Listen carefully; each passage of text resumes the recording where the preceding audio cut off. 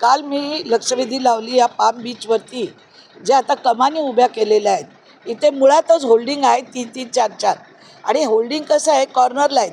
पण ह्या ज्या कमानीला जे LED लावणार ते जो प्रवासी करणार आहे, जो गाडी चालवणार आहे, त्याच्या डोळ्यावर लाईट येऊन मन विचलित, लक्ष विचलित होऊ शकतं आणि असं विचलित लक्ष झाल्याने अपघात होऊ शकतात. आणि आपण बघा केवढे मोठे लावल्याने तो तिथे IMAX पण आहे.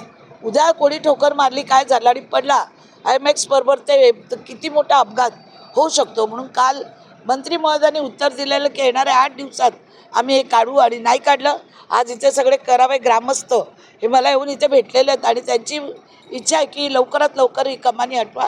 कुठला अपघात होण्याच्या अगोदरच हे तुम्ही अनधिकृत बांधकाम हे काढा. पोलिसांची परवानगी घेतलेली नाही आहे.